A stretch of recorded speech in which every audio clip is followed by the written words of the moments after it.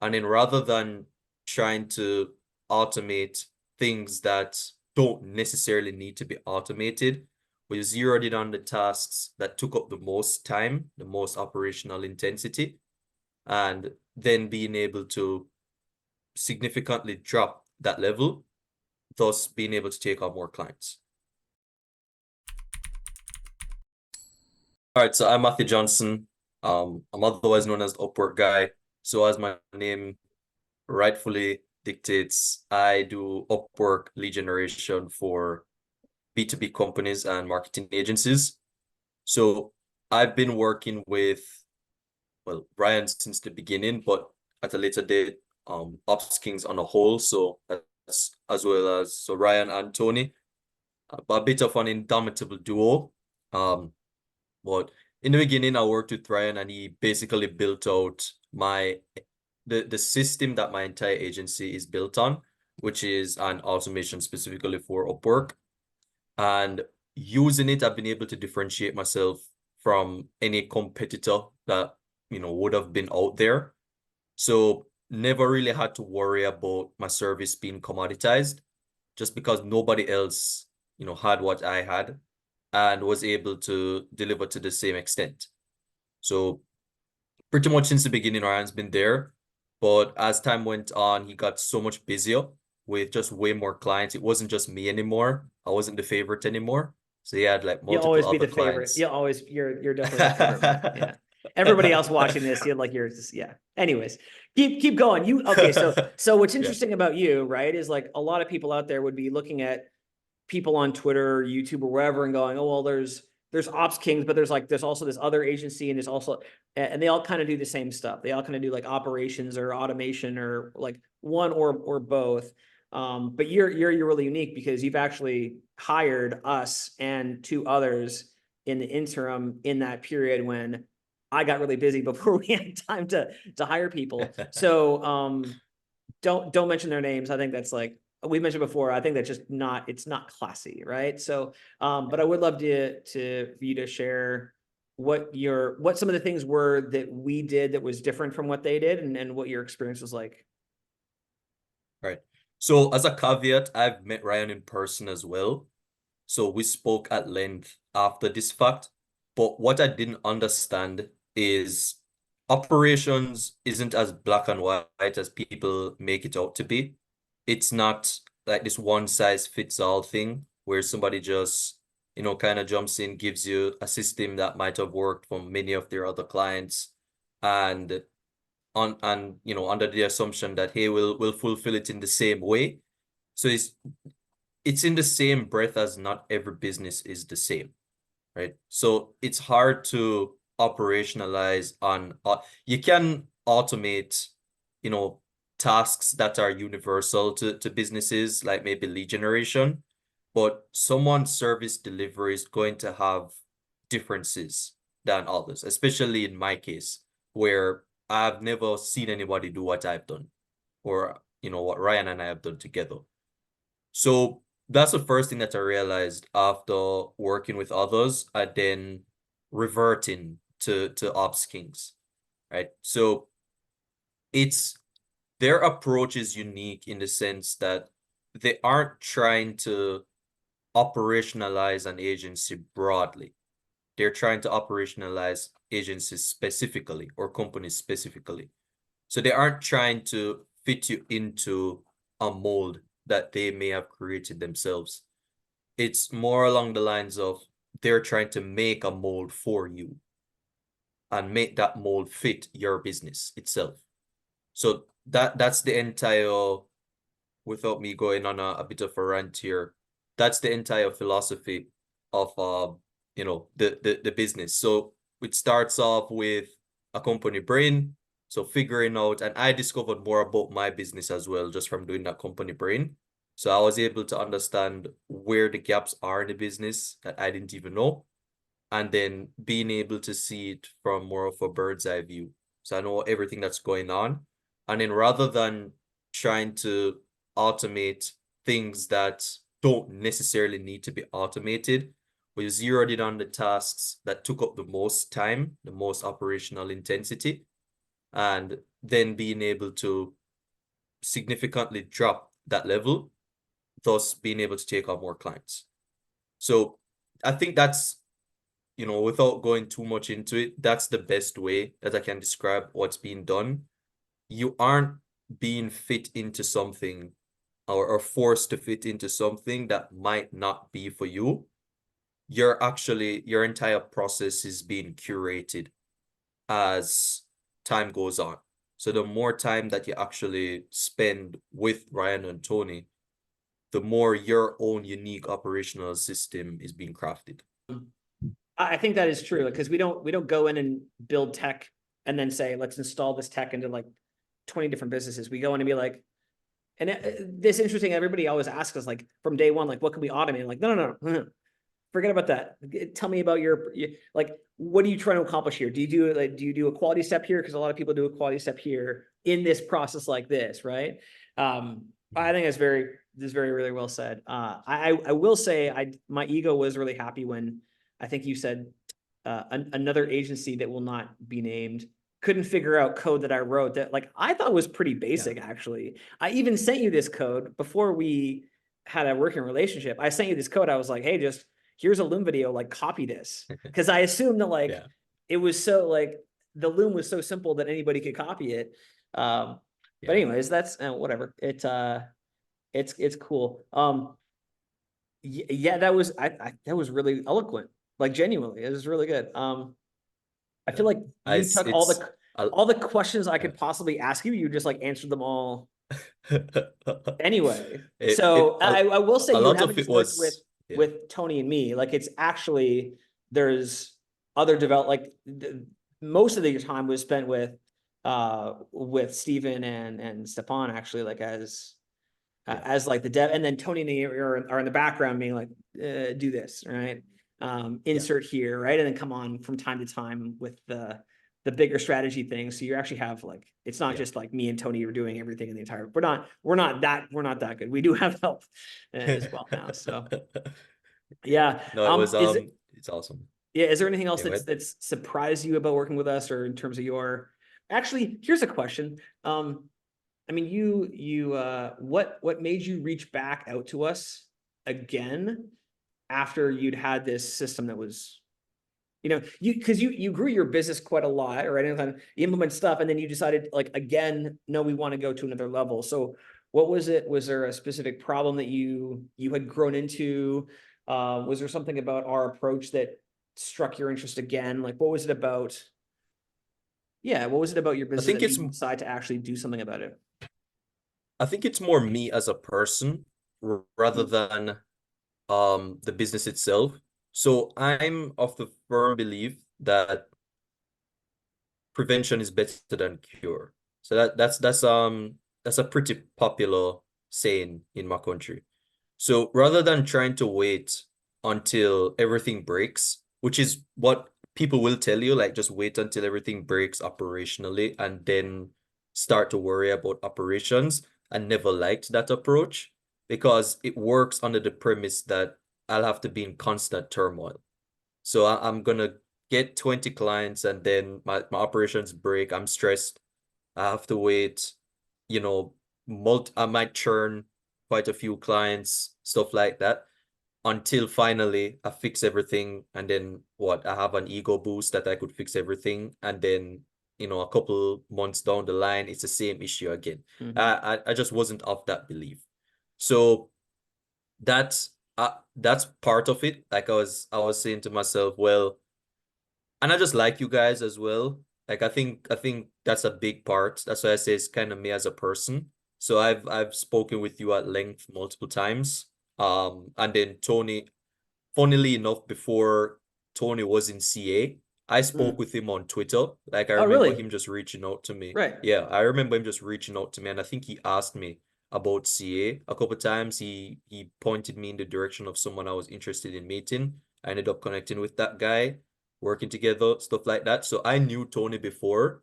Um, but I think that the straw that broke the camel's back, not in a negative but a positive way, was that like meetup you guys did in Tampa. Yeah. I thought that was really cool. I'm actually wearing the shirt like right Oh, now. nice. So I was like, I'll put on the Yeah, shirt, even though I'm the yeah, Upwork guy and I'm have on the yeah, Ponyville yeah. shirt. I was Well, like, you I'll do put on have the shirt. you do have like this. Well, the whole approach is like outreach, right? Versus just Yeah. like it's just, there are different strategies for things. Anyway, for context, I will drop the link below. We met up in Tampa with a bunch of people, had a meetup, and we were chatting. We like invited a bunch of clients, and we were chatting about stuff and how business was going. Anyway, tell us more about that because Yeah. I mean I was there. I know all Yeah. like I know how it went. Right. Yeah. What was it So about that meetup that was the straw that unbroke the whatever that relieved the the camel's metaphorical winged. camel. Yeah. The metaphor does not work here. Anyways, metaphors are not our No. thing here. All right, cut that out. Yeah. But yeah, so actually it was so when we got to the Tampa event, I think it was day one or yeah, it was day one when we had like the conference where everybody met up and we had like these breakout sessions. I think it was right before that when we started to talk about um, how operationalizing a system works or how you approach it, right? So Mhm. you started to talk to me about distribution lines. I got a lesson in manufacturing, all of that type of thing. And I was like, well, I didn't think of it like that before. So when I really got to thinking and listening to what you were saying and internalizing it, I was like, well, that's true. Why would we automate stuff preemptively rather than stuff that we actually need? Because then that just takes up make credits, so that's more money. And then we might just never use the automation, which I'd Yeah. like to say, like, Which like yeah, it's just there's a lot of automations out there that people just they pay somebody to make it or they make it themselves, and then it's just like, oh, this it's wasn't the never bottleneck. This used. was never the thing, Yeah. right? That was necessary. I've and I've had those cases as well, right? What I like about the team, and you mentioned it, I'm not sure if it's going to be in the thing, but I spend a lot of the time with Steven, which is an employee of Yeah. OpsKings. Yeah. And that's something that we always bring up in these calls is, are you using this automation? Yeah. Like that, he always asks that. Is this, even if it's built by OpsKings, he's like, is this being used? And it's like, well, if it's not being used, then okay, yeah, it's fine. We'll get rid of it. But if it is, then we'll continue with it. So it's never a case. It's never ego either. It's never, oh, I built this automation, so it must be good. So we're not removing it. Or I Right. Or guess it's like you're supposed to wrong. stay. Like you should like use it like the way we Yeah. decided that you should. No. Yeah, we make them Yeah. do that. We're Yeah. like we go through and audit everything. We're like if it's not being used, like flag it because we need to do something. At least we need to know so that we can normally it's a case of like we haven't picked the right bottleneck. Like we thought we have, but we haven't. Really, it's mostly Mhm. about like I think it's about usability, right? Making sure that Yeah. data is arranged in the right way. We always want to audit and make sure like sometimes it's like, oh, that I didn't know how to, or like because the name was not exactly like the most intuitive name for how this button should be called or something like that. Yeah. Yeah. Anyway, No, keep going. definitely. Yeah, keep going. Yeah. Yeah. So that's part of the thing that I think really stood out. And then of course going back to just speaking to you at the event, um, very high level conversations that I just didn't know that I should have been exposed to as well at the time. Because as I said, I'm more of a guy that wants to take preemptive action rather than um, waiting until something breaks and then I'm like, Ryan, please save me. I don't really like that. So rather than trying to trigger feature brain through some of the through some of the operationalization, yeah, that's the word. Before, so all of these stuff I had in my operations, I just wasn't using it. And then I felt bad that I wasn't using it. Like I always Yeah. try to force myself to Yeah. use these things, even though like deep down I know that it wasn't necessarily needed.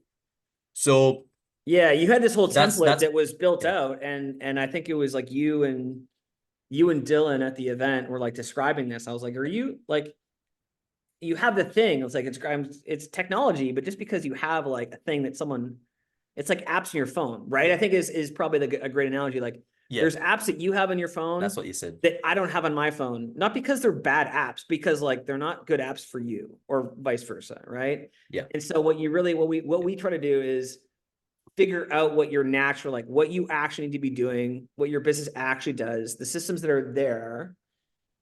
We suggest like, hey, you should probably have like a quality check here, and like it works really well to like monitor this KPI. This is probably the KPI that you need to monitor right now, based on the scale of the system or whatever else. But like, really, if people ask for automations that they don't need, we'll tell them like, no, like we're not, like it just doesn't, because we want we want the result, right? We don't want the.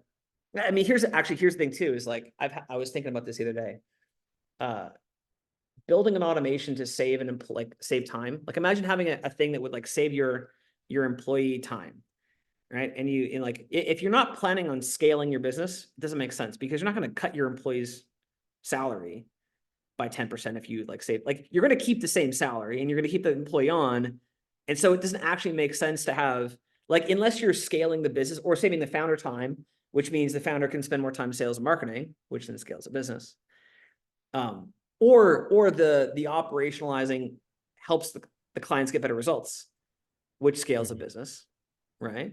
Through referrals and retention and all these kind of wonderful things. Like yeah, truly, there's so many things that are automated by people that know how to build tech. They just don't know how to ask questions from business owners. Yeah. They don't know how to identify. Anyways, yeah. I interrupted your train of thought. So where else were you going? That, I mean, you hit the nail on the head there. So,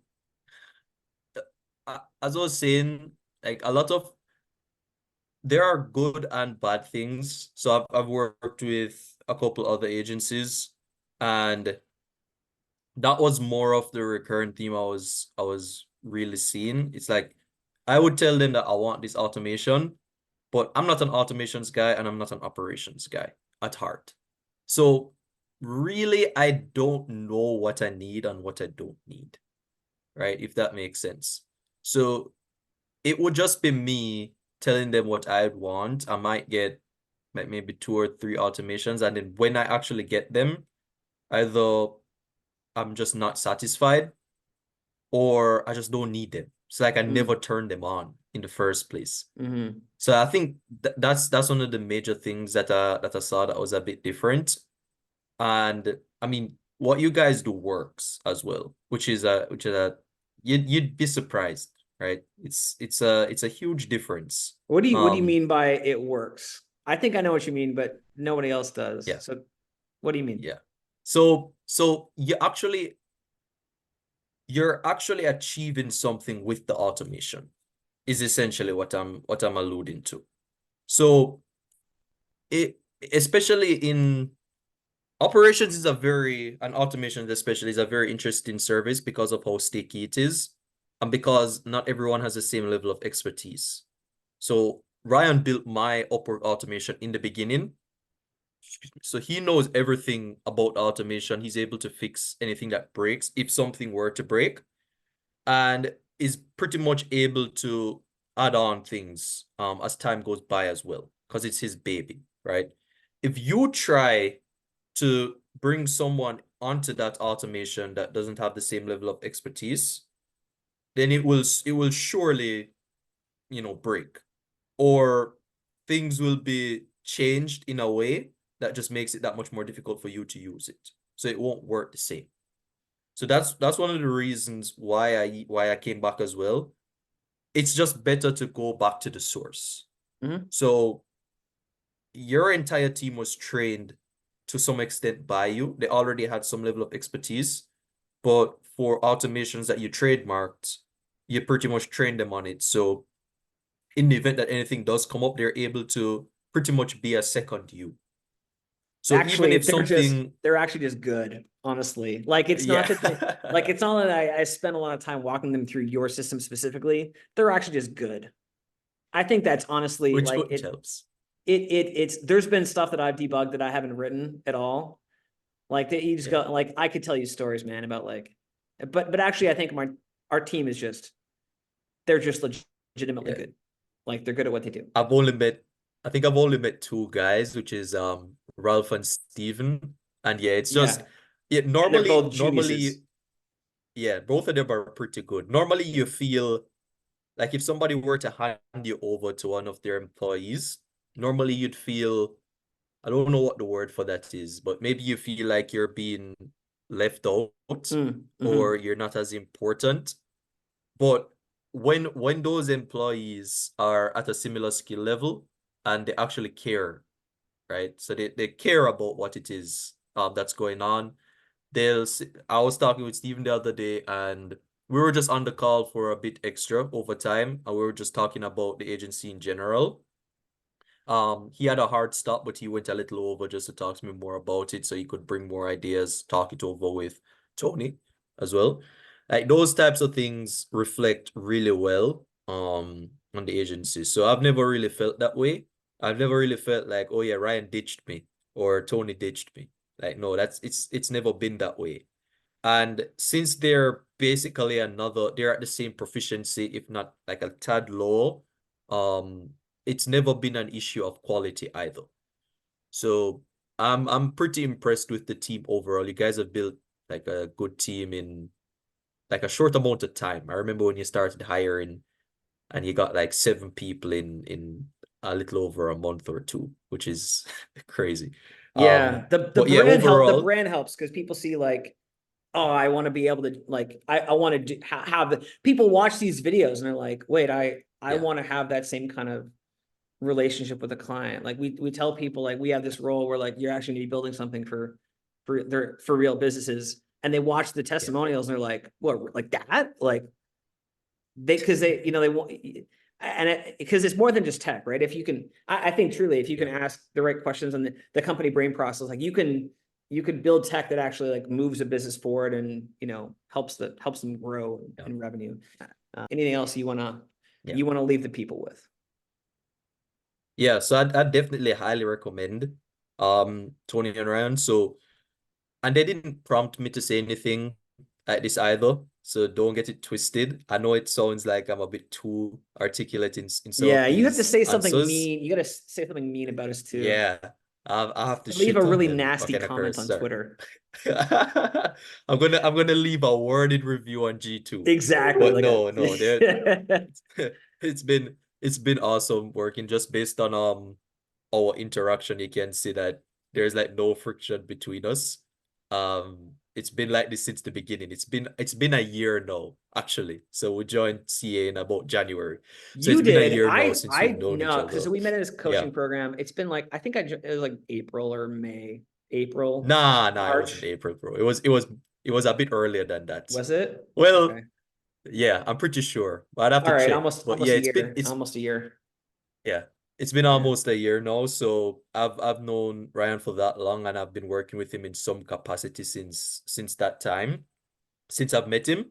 And the same for Tony, ever since I met him, it has just been a genuinely good guy, and meeting them in Tampa really solidified that fact as well. So I'd highly recommend them to anyone. There's definitely something that you're able to take away. Um, Even if you just have a consultation with them, even if it's just a company brain being built, I guarantee you that you're already in their clutches from that's done. Because you're never gonna get something similar. I haven't seen anything similar, at least. So definitely would highly recommend. Appreciate it, Matt. Thank you, sir. By the way, we're gonna do like a master like an ops mastermind thing in maybe Croatia this summer. So Ooh, you're definitely invited to that. We're gonna see. Yeah. hey. Like I could maybe, yeah, I'm some gonna kind have to of get my like visa, bro. just crazy shit. Yeah. Anyway, Yeah, appreciate 100%. you, sir.